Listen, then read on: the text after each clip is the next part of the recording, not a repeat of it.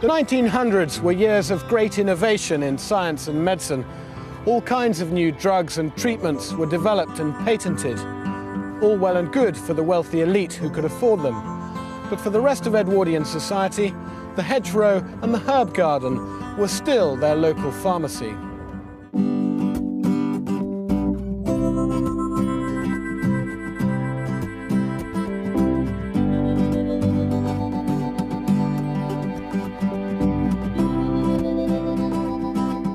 This week, I'm going to find out what the Edwardian herbal repertoire can do for the stresses and strains of 21st century life. The Edwardian tendency for high living and overindulgence laid them open to all kinds of health problems. Herbal pick-me-ups and homemade tinctures were essential first aid for the symptoms of their excess. Susan Curtis is an expert in traditional herbal remedies. She's my guide on a tour of the Chelsea Physic Garden, which has one of the oldest collections of herbs in the country. So the Edwardian era was a sort of turning point in the way that medicines were being developed. What was happening? Well, I think people were beginning to realise that plants contained individual chemicals and that they were trying to extract those and use them as medicines. The search was on for active ingredients. Yeah, absolutely. What were the key drugs that were being derived from herbs at this time? Probably the most important was the salicylic acids that were being extracted from meadowsweet, which we now know as aspirin. Right, so finally you could cure a headache. Yeah.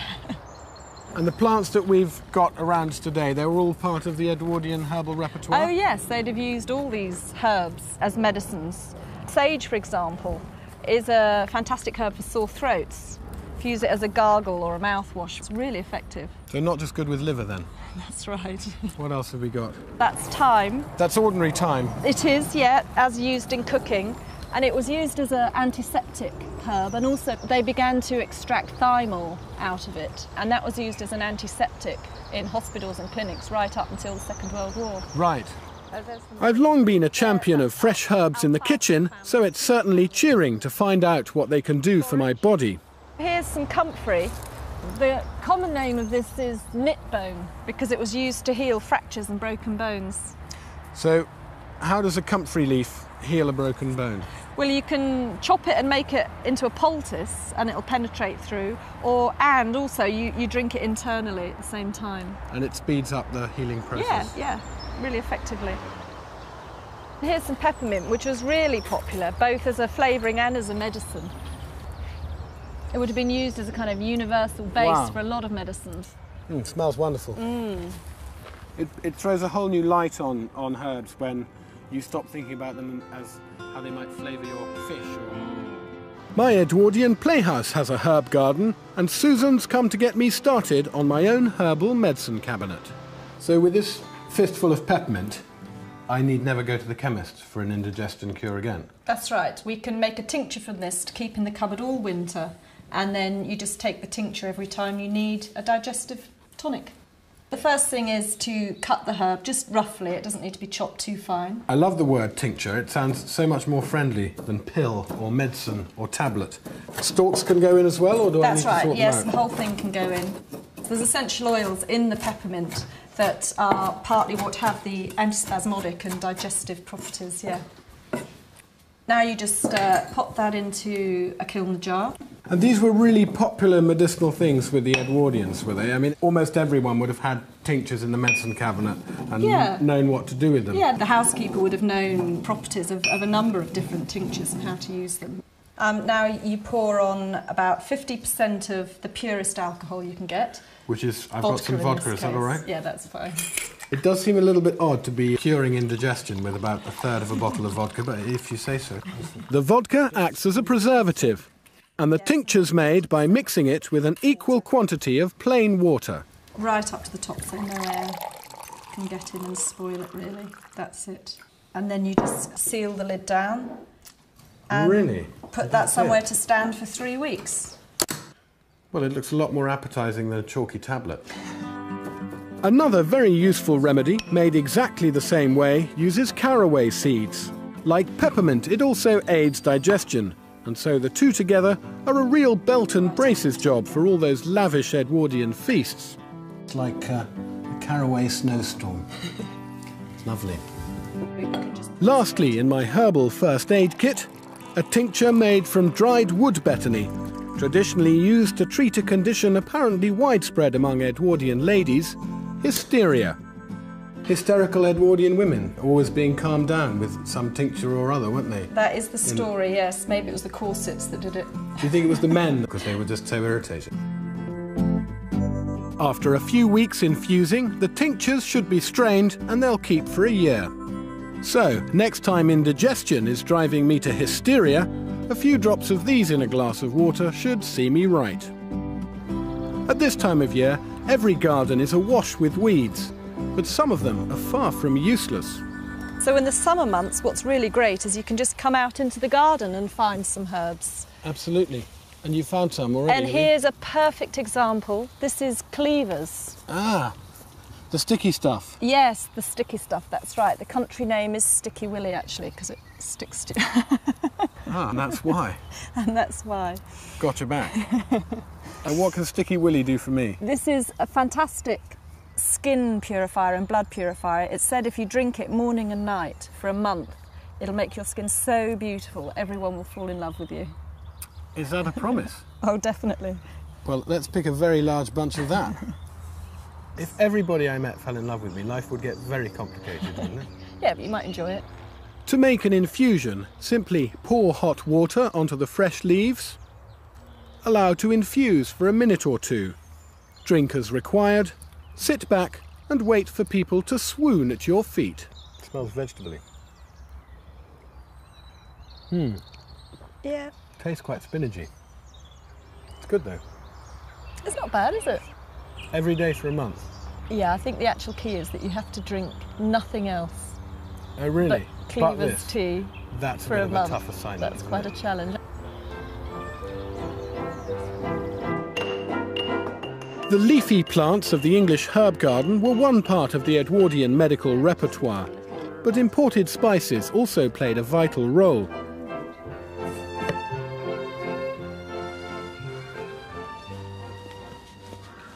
Spices weren't just used to pep things up in the Edwardian kitchen. They were very useful ingredients for all kinds of pampering products that helped Edwardian society scrub up well and keep up the pace on their endless round of social functions and parties.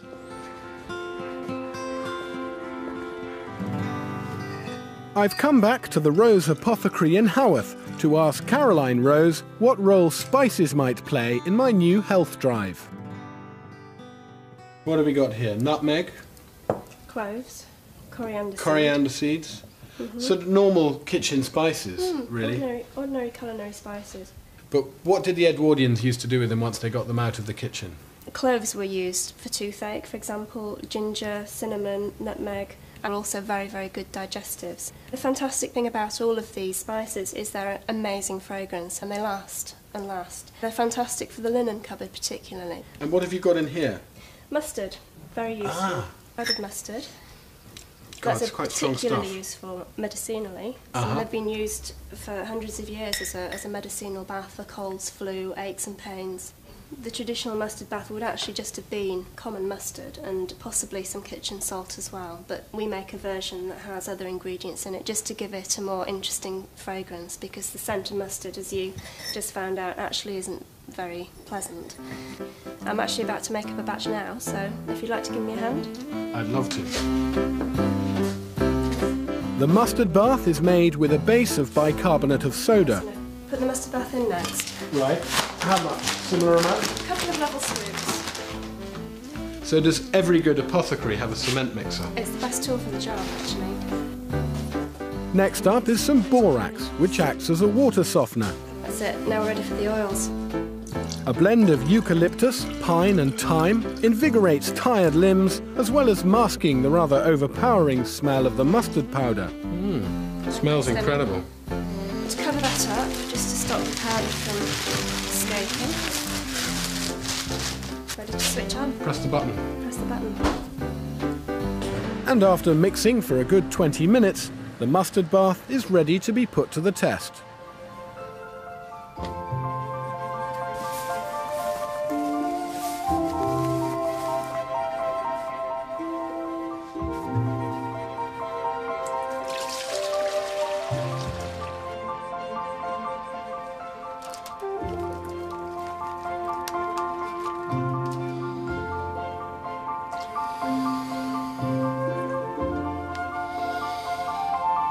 Now that's what I call posh spice. The Edwardian era was a time of huge contrasts. While people at both ends of the social scale were drinking themselves into oblivion, the temperance movement was urging people to sign the teetotal pledge. At its height, it had 10% of the population on the wagon. But temperance wasn't just about spoiling the party of the century. It had its own feel-good factor, based not on alcohol and overindulgence, but on invigorating tinctures and stimulating tonics, some of which must be due for a revival. Rawtenstall in Lancashire is home to the last remaining temperance bar in Britain, where a whole range of herbal concoctions are still prepared to original Edwardian recipes. I'm about to find out what they can do for an enthusiastic boozer like me. So what do you think I should have then? How are you feeling this morning? Well, a little bit peaky actually, just a tiny bit of a hangover. What about a black beer and raisin? Is that going to perk me up? Yeah, full of iron and vitamin C. That could be a good perk for the system. Sounds great. Very, very good for anybody with a hangover. You'll be a new man. Well, this is definitely very delicious. But what's it actually doing for me? It's full of iron and vitamin C, so it's a good tonic, it's a good pick-me-up for the system. It'll give you plenty of energy. Quite a lot of other herbs and spices are actually added to it. But the actual recipe, it sounds like you don't really want to tell me. No, I certainly don't. The recipes are a very, very closely guarded secret, that's right. So what was more expensive, the shop or the secrets? Ah, well, that's a secret in itself, isn't it, really? Really? Would you like to try sarsaparilla? I'd love to try that. Sarsaparilla is actually the root of a climbing plant. Right. It was actually traditionally used as a cure for syphilis. Great! And it's very good for any skin complaints, good for the digestive system. People would take the children into the temperance bars in the springtime and give them all a glass of sarsaparilla so that it'd flush out all the digestive system and make them feel fit and well. It was like a human spring clean. It certainly tastes, how can I put it, more challenging than that. It's got, I mean, that was a very, very pleasant, fruity, spicy drink. This tastes perhaps a bit more medicinal. That's right, very earthy and very therapeutic. And just in case the sarsaparilla doesn't sort me out, Julie's plying me with a few other concoctions, including a delicious lemon and ginger. Yeah, that's wonderful. Finally, she offers me her personal favourite. There you go. Do you think it's a good idea to be mixing my tonics like this? Do your power of good. They won't cancel each other out? No. Again, this one's also absolutely delicious. That's lovely, really isn't nice. it? That's proper old-fashioned traditional dandelion and burdock. You're obviously not going to give me the secret of your dandelion and burdock, but if I trailed a few recipe books, I might come up with a few old recipes. I'm sure you would, yes, without a doubt, yeah. As to how they'll turn out, I don't know. I mean, What you're saying is you don't fancy my chances at making one that would be quite as good as yours? I certainly don't. Well, no. It's the process, it's the way that they're actually made. I mean, everybody knows that dandelion and burdock is going to incorporate dandelion and burdocks, but what you do with those when you had them is a different ballgame, isn't it? It's just not as easy as it seems. How can I refuse a challenge like that? There's no shortage of dandelions in my garden, and I'm determined to use them to create my own invigorating brew. Whole dandelion plants are easily lifted with a small fork or trowel. About half a dozen should do the trick. The roots and leaves must then be separated and thoroughly washed. Well, I hope I can make a brew that Julie would be proud of. But she won't want to serve this one in the temperance bar because I have a feeling it's going to be pleasantly alcoholic. After being bruised with the back of a heavy knife, the roots are roughly chopped. A good-sized piece of fresh ginger root gets the same treatment. Then the washed dandelion leaves go into a pan of fresh water, along with the chopped roots and some dried burdock root, the other main flavouring and a great blood cleanser. A few strips of lemon zest go in, and the pan is left to simmer for half an hour. While that's bubbling away, I can prepare the other ingredients.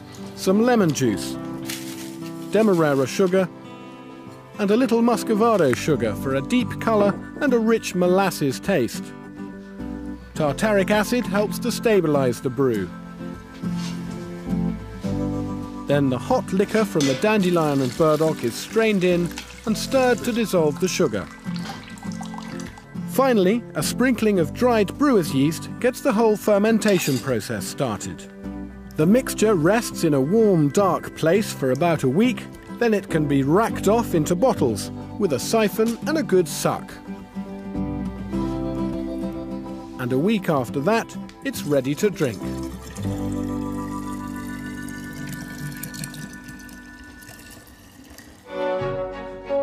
As well as providing the Edwardians with booze and medicine, herbs and spices still played a big part in the kitchen, where aromatic sauces and punchy pickles were always a great favourite. This is probably the most famous prepared condiment in the world, and it's been around for well over 100 years. But for the Edwardians, the word ketchup didn't just refer to the famous red stuff. It described a whole range of piquant preserves that were used liberally in the kitchen to spice up all kinds of dishes. Mrs. Beeton has recipes for ketchups made from oysters, grapes, walnuts and even liver. But one of the best, and the one I think most worthy of revival, is made from mushrooms. Big, flat field mushrooms like these have the best flavour and colour for this recipe.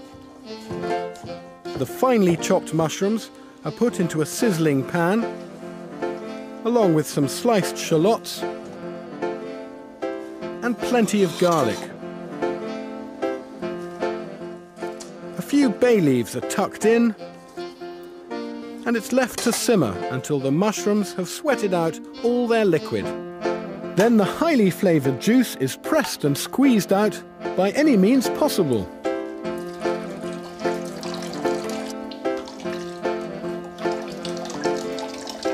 Next come the all-important spices. I'm adding some sugar, ground mace, cayenne pepper, powdered ginger and a few cloves. And for an extra kick, a little grated fresh horseradish root.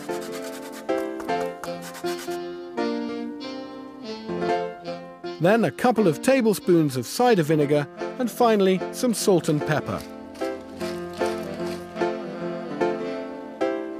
After simmering for half an hour, the mixture is strained again, then boiled fast to reduce by half. Once bottled, it'll keep for a couple of months. Ketchup doesn't have to be thick and gloopy, and this one's more of a pure, concentrated essence of spicy flavours. You can use it to pep up a cheese on toast, to spice up your soups and stews, and it also happens to be wonderful in a Bloody Mary.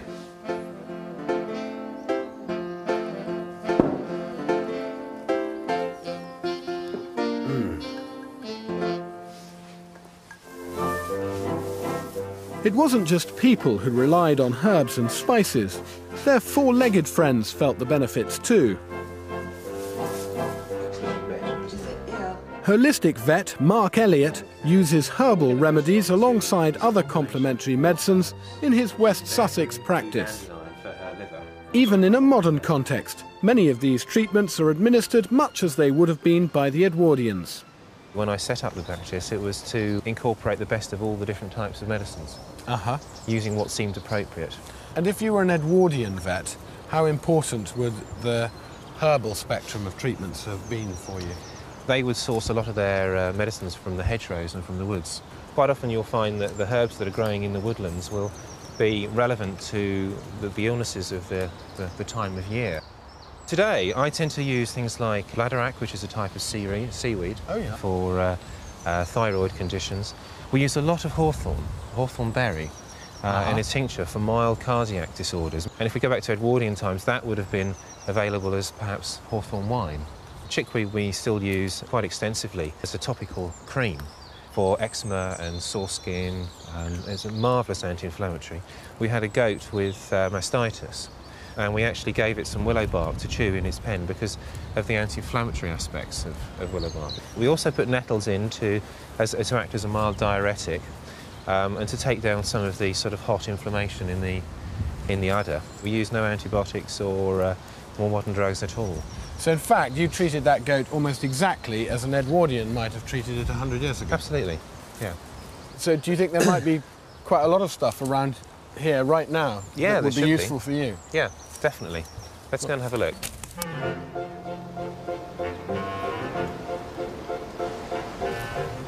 It took a while to spot the herbs through the bluebells, but with Daisy the dog leading the way, we managed to find plenty of natural remedies.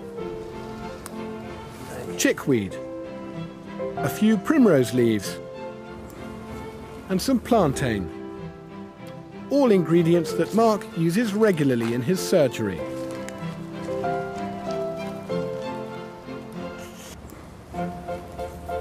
It seems our herbs are perfect for making a simple healing poultice, and Mark's offered to show me how it's done. What is a poultice exactly? Well, a poultice is really just the topical application of a product or an active product to a wound to encourage two things, healing and the drawing out of infection. How are we going to do it? Well, the simple way is to take some of these fresh leaves, which we've washed, and to grind them in a pestle and mortar, to bruise the leaf to release the active ingredient. And that will enable them to do their job. There you go. Right, we have our green leaves. So now, all you need now is an injured animal? Basically, yeah. Well, it's funny you should say that. An injury? Superb. OK, tell me about that. It's something I've done several times in the last couple of years. It's a nasty scrape and I keep bashing it and almost... So it's quite actually sore and swollen around here. If I was a show jumping horse, I could have done this knocking it on the top bar of a fence. Absolutely. And we can just think of me as a horse. Let's treat you. It couldn't be easier. Just put the bruised leaves onto a damp cotton pad and place over the wound. A square of plastic taken from an ordinary sandwich bag helps retain the moisture, and the poultice is held in position with a bandage. Is this something you could safely do at home as a bit of first aid? Yeah, absolutely. As long as you can identify the herbs correctly, because some plants can be quite toxic. I must say it feels really good, kind of soothing and pleasant. This has been quite sore. I'd give it a big thumbs up. Thank you. Excellent. Mark assures me that in just a few days, these woodland herbs will work their healing magic, and I'll soon be galloping with the best of them again. And after my extensive tour of the Edwardian herbal repertoire, I've just got one final treat in store. My dandelion and burdock beer is ready. Cheers. Your very good health.